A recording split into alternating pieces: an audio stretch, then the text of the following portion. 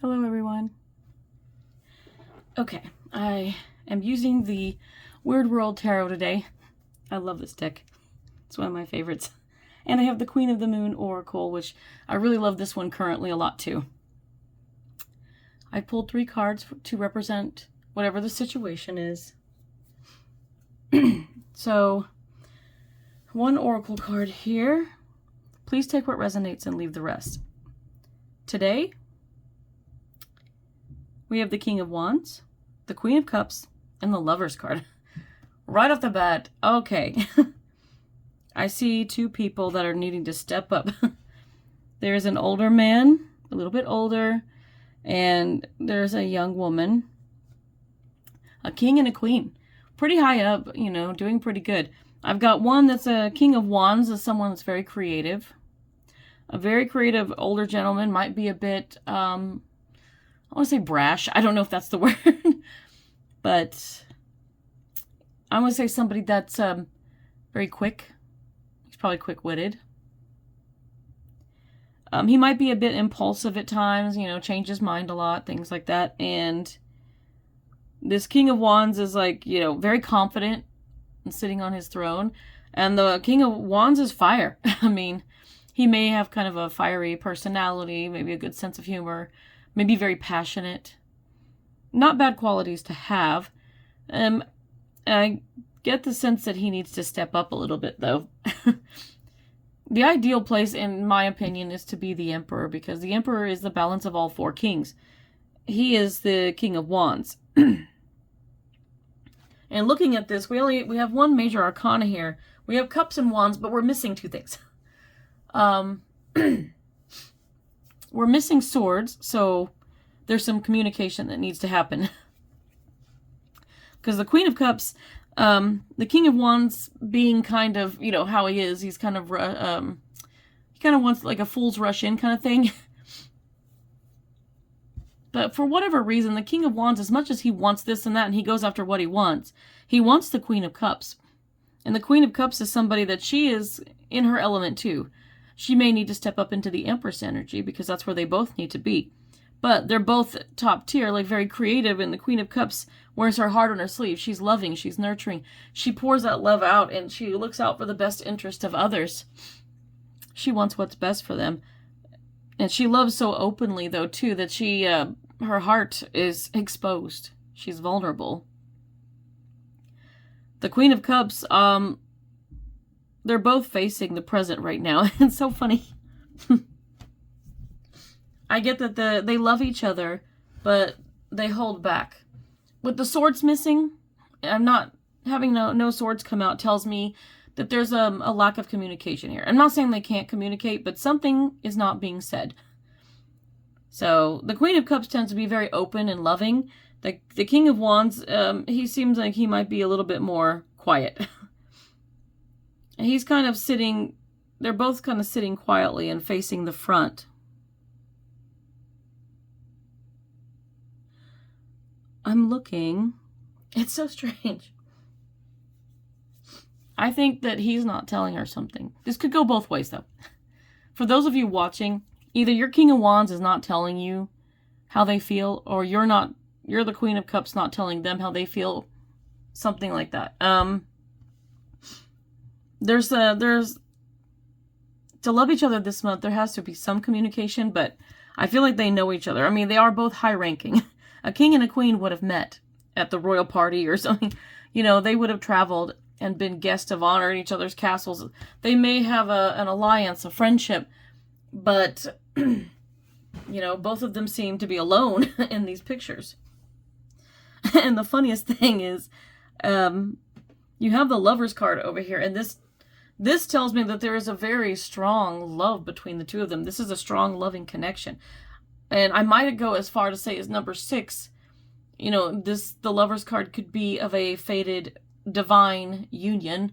They're meant to be together, you know, sort of like a soul connection. I try not to label it, because I really don't fully understand why we want to call it soulmates and twin flames and all of that. You know, they could be divine counterparts. I'll give you that. But considering they're both a king and queen, they're of the same stature. but they're meant to be the lovers. I think they have a strong connection, and this is where they're supposed to be. But you see, they're both sitting alone on their throne, so something is missing here. The swords tell me that they're not talking, and the lack of pentacles I noticed too. Pentacles is like your foundation. For me, that's your relationship. Obviously, they don't have one yet. They don't have one yet. This is, the lovers are sitting up here in the clouds, he's got wings. This is something that may have been divinely planned. This is something they're supposed to come together, but it may be, still up in the clouds, like dreamt about.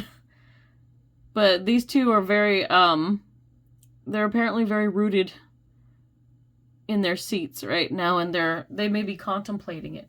It could be that they're both waiting for the other one to come to them, or there's other factors involved. There could be other people involved, where it's like, oh, I can't. They're involved, they may be involved with other people that aren't meant for them, and they have to go through that experience first. But it's definitely, I definitely see the King of Wands and the Queen of Cups. They are fated to be the lovers. So if you were wondering about this person and you got a strong feeling about it, trust your intuition with it. If you're both single, and free, and there isn't any extenuating circumstances, then why not? You guys really need to spend some time together and communicate. And if you like each other, you need to tell each other. I understand if they're in a relationship or something, it would not be appropriate. If you're friends with this person, like, stay. The friendship is going to outlast. That love and support and encouragement that you have as friends, that's going to bring you closer and closer, and it's going to outlast any relationship, either if you end up having, or if you're in one, because those relationships, if they're not meant to last, they're not going to last. If this is true, the Lovers card, if this is true that you're supposed to be together, then nobody else is going to stick around. I mean, I think divine intervention will come in. Some people, we all have free will to an extent, and we're going to go and use it. So there's a chance that they may have, there's a chance that you or them or both of you are pushing around your free will, like, nope, I'm going to do what I want. Well, you can do what you want until divine intervention steps in. That divine timing will pop up out of nowhere, and boom. Then it's like, here's your opportunity. It's time to come together. Some people may not like that. I mean, I do think we do get free will. There are choices involved here, but just know if it is meant to be, if this is something you decided before you came into this life, or, that maybe Spirit decided, the universe, however you want to look at it, it's probably in your best interest. I'm of the opinion that, God, universe, like, they know me better than anyone else because I am created from them. So, and I'm down here on earth right now having all the experiences and wishing that life would improve. And if they give me a person, if they want me to be with this person, or if they're giving me abundance or everything, then that's got to be in my best interest. And it might end up, being the best thing for me. Might be the best thing for you guys. So try not to look at it negatively. Just try to surrender and embrace what is to come.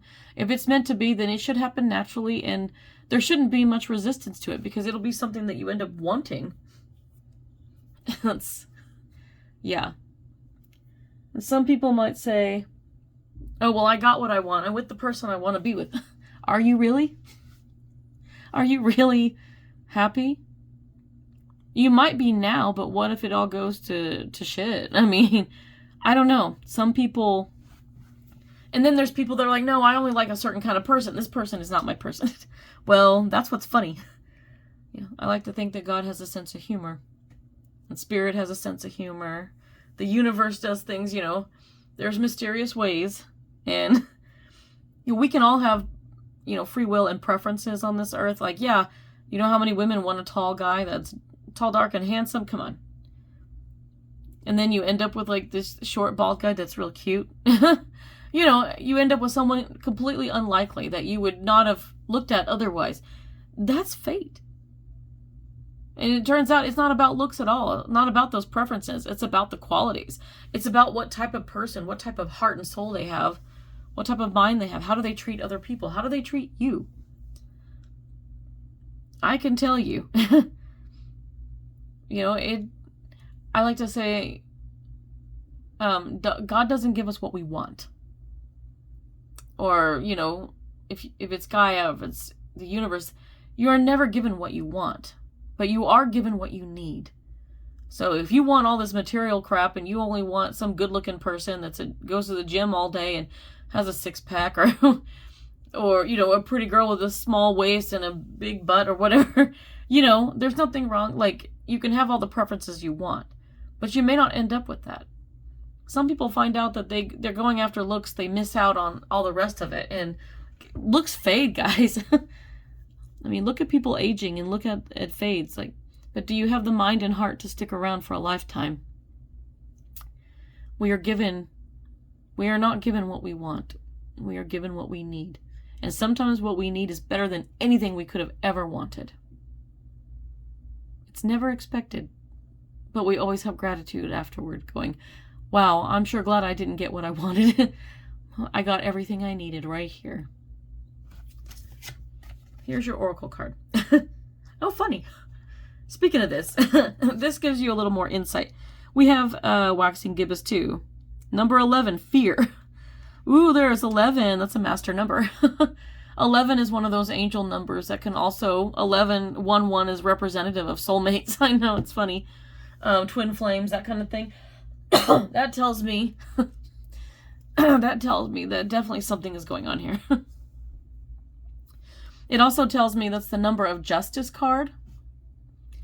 And the justice card for me, like the weighing of the scales, that's because this person balances you out.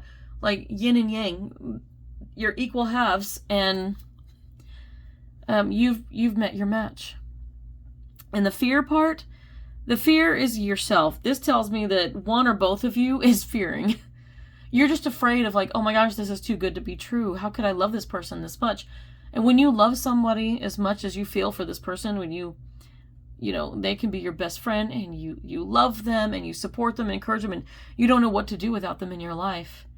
That's scary, because the idea of being with someone and like, what if it goes wrong? What if it doesn't work out? What if I lose them? It's terrifying to be so in love, but then look at you now. I mean, are you if you're not in a happy relationship now, or if you're, you know, if you're single and you've been alone for a while, it's good to do that. It's good to be independent, but you're thinking, what's the difference now? Take a risk. Don't let that fear hold you back, because that's all it is. I mean, this person's curled up and they're actually quite protected, but they're worried about the worst of the worst happening. So she almost looks like a tornado. But yeah, all these thoughts, all this anxiety, no. Don't let that fear get in your head. It is better to have loved and lost than to not have loved at all. Think on that a little bit. Okay, I hope this was helpful, and good luck with your special person.